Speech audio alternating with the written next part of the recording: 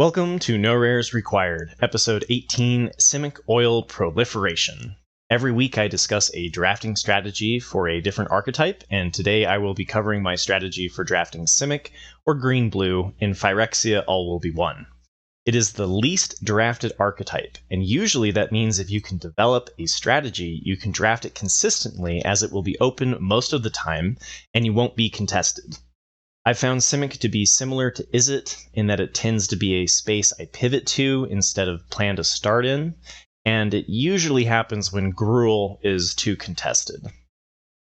The archetype is labeled as Oil and Poison, which I think is a little misleading since unless you are planning on splashing black and going Sultai, green and blue doesn't have a lot of poison or toxic going for it.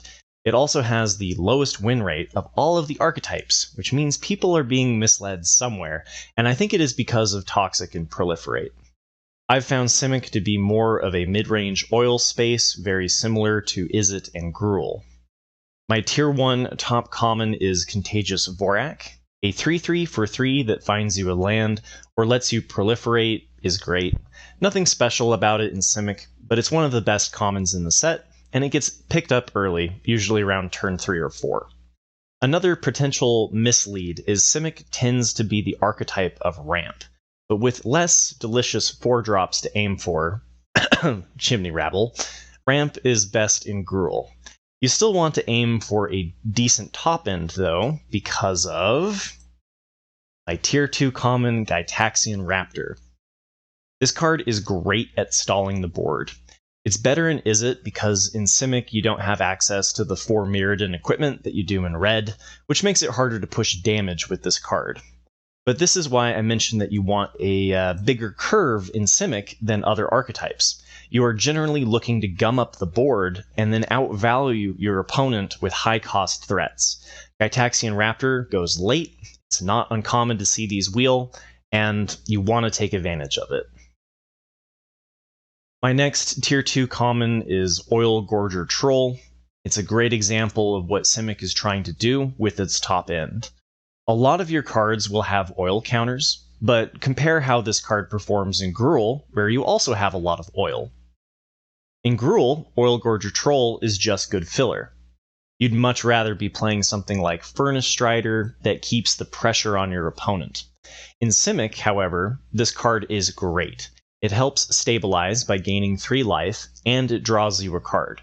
You aren't aiming to pressure your opponent, but instead I recommend planning to win through mid to late game value, and this card is great for that plan.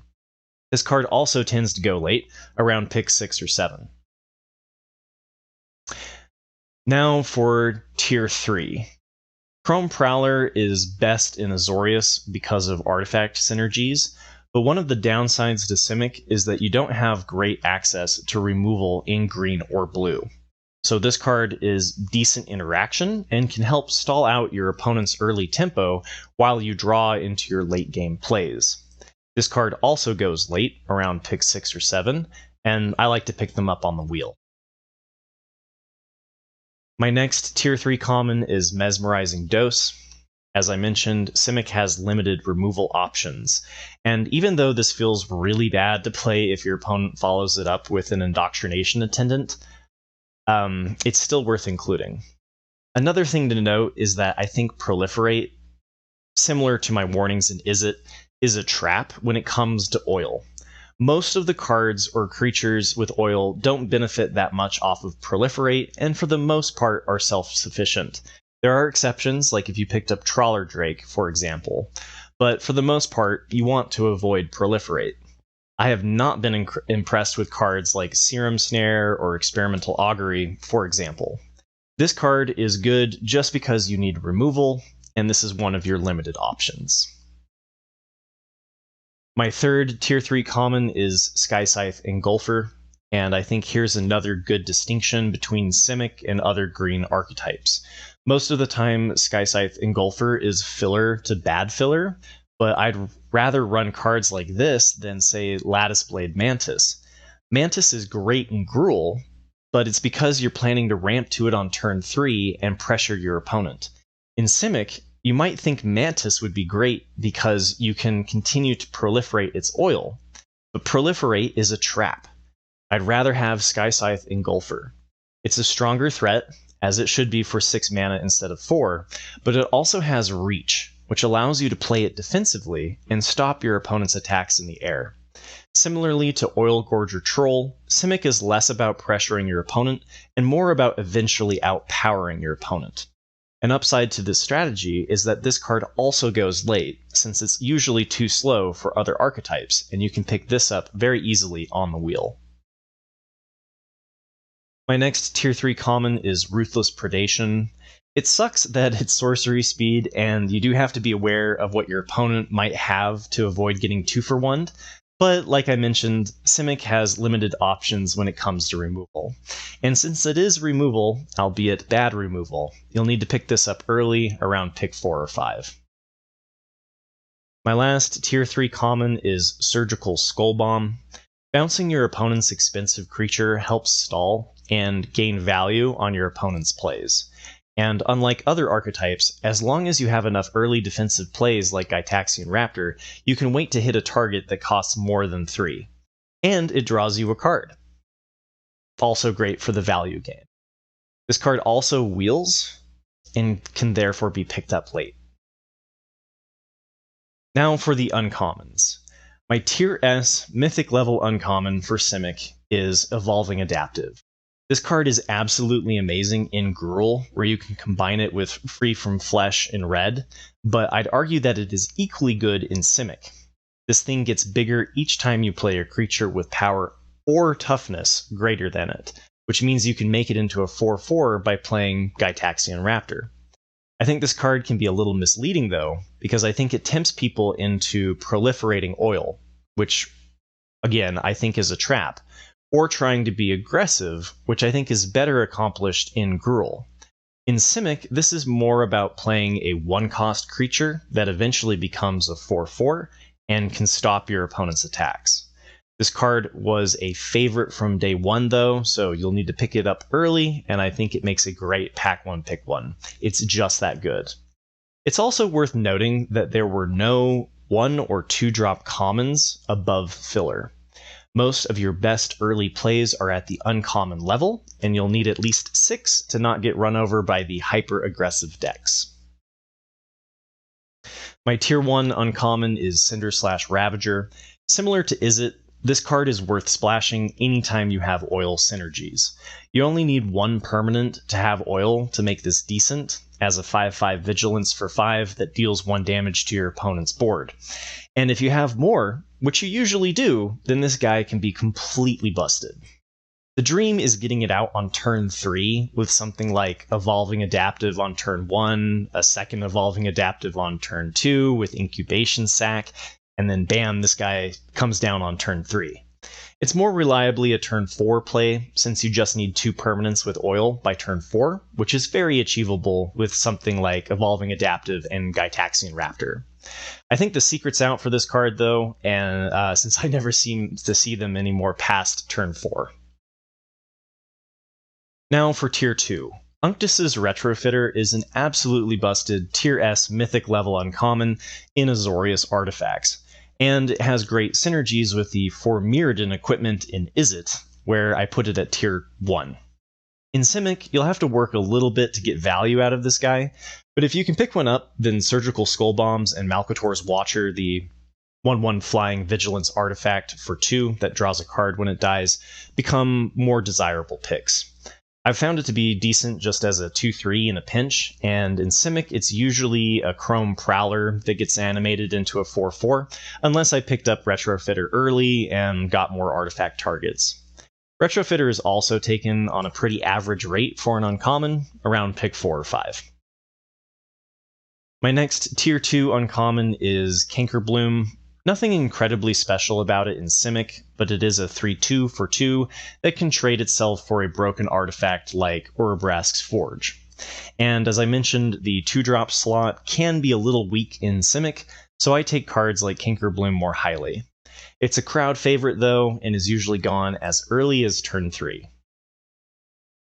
My third Tier 2 uncommon is Tyvar's Stand. I really like this card in Selesnya and Simic, but for 2 different reasons. In Celestia, I think it is a great cheap combat trick and plays very similar to Tamiyo's safekeeping from Neon Dynasty, but in Simic, this is one of the win conditions. Being able to give +X, hexproof, and indestructible to a big, beefy trampler helps you power through in the late game. There's a bit of a cat and mouse that can occur with this card, too, since you can still get 2-for-1 if they play removal after you play this. It's something to be aware of, especially against black. This is also taken at the average time for an uncommon, around pick 3 or 4. Now for my last Tier 2 uncommon, Atraxa's Skitterfang. Since the beginning of the set, I've wanted to give Death Touch to a big creature with trample, and Simic is where this is going to happen. This card is also incredibly versatile. Your opponent has no flyers? Great, give your biggest creature flying. Is it a race? Great, I'll give my creature lifelink. Do I have a huge trample creature? Great, I'll give my creature Death Touch. It's a great pick for almost every deck, but because of this, it gets taken early, usually by pick 3. Also, you don't need to plan on proliferate, as 3 oil counters is plenty before it gets blown up by your opponent's removal. Now for Tier 3. Armored Scrapgorger is a beast in Gruul, but I think slightly misleading in Simic. My first impressions were that this card was going to be best in Simic because it ramps and it has oil synergies, and that's what Simic is doing, right? Wrong. Save the ramp strategies for Gruul. Simic lacks interesting 4-drops in blue, and don't get me wrong, it's still a great card and definitely better than filler. You also have few great 2-drops, so this is hopefully going to be one of them. It's a great blocker, and a little bit of graveyard hate can come in handy. Scrapgorger does get taken early though, like pick 2 or 3, so you'll need to grab it when you see it. It also taps for any color, so it's great if you end up splashing for a card like Kaido or Atraxa. My last Tier 3 uncommon is Infectious Bite. It's cards like this with the poison counter that might tempt people into the toxic proliferate strategy, which I highly recommend against. If you want to do that, go watch my guide on Dimir. This is your third option for removal in Simic, the other two being Mesmerizing Dose and Ruthless Predation.